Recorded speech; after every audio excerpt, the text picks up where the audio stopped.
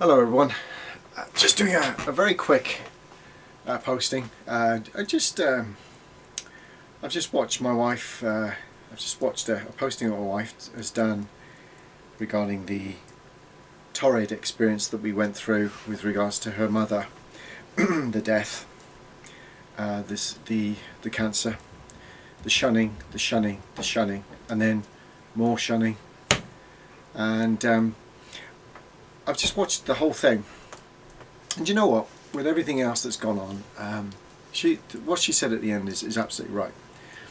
We're happy. We have found freedom. That's very clear. But as I was going through the posting that she's just done, I wasn't here when she did it.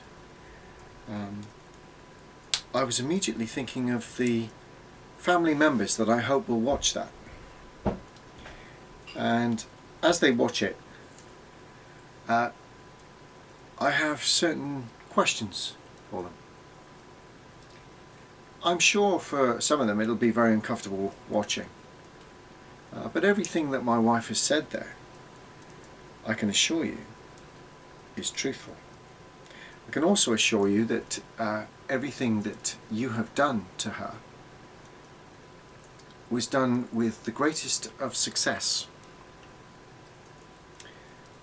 And you should be congratulated for your roles as Jehovah's Witnesses in upholding the most outstanding amount of callousness and unloving attitudes that you could possibly show to a woman that had not only lost her mother, but then had to endure the hateful stares and the hateful attitudes, not only of the so-called brothers and sisters from your congregations, but also from family members. I can also assure you that from this point onwards, that my wife is now in a position where she will never ever be abused like that again. It's not going to happen anymore. And really the roles are now becoming reversed, because what she's done was very raw in that posting. Very raw, very her, very sensitive. And I love my wife dearly, with a passion. She has more life and more love in her little toe than all of you put together. Is that an attack on you? No, it's just an absolute fact. So I sincerely hope that if you are watching this, you will take time to reflect on your actions. And even if you felt that it wasn't true what she was saying, that wasn't the way it was supposed to come across, then I would ask you to be civil and write to her and apologise for the way that you conducted yourselves. Apologise that in this moment of raw emotion at a funeral, you treated her appallingly. I was shocked at the level it went to. You truly are in a position where you're affiliated to an organisation that has no love, and you really cannot see it. It's only when you step out of that bubble and you look into the bubble from the outside that you'd see exactly what we're all dealing with here. So I just wanted to share this with you, that my wife is sharing an experience with all of you out there, to the worldwide brotherhood that we now have, but also to her family members, that the way you treated her was appalling. Fair play. Congratulations.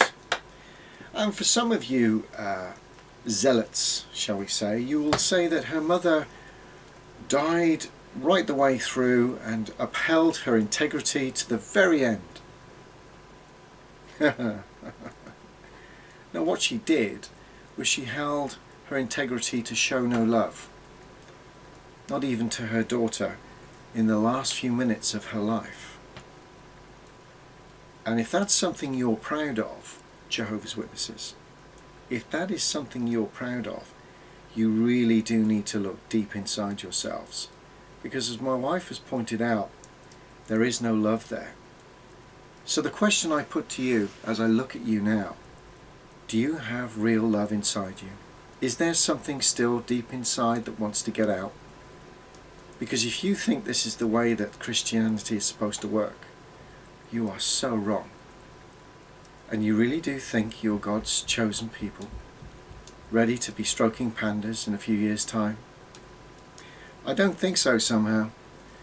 Well, anyway, we've got more postings to do on shunning in the future, and but I just wanted to share this and put this out there because I love my wife with all my heart, and no one should have to go through what she went through on that day. And it's burnt into her memory, into her psyche. Is she bitter and twisted now? No, she isn't. And that's the strength of the woman. That's the strength of my wife. She has an almighty amount of strength to be able to express it and show exactly what happened to her.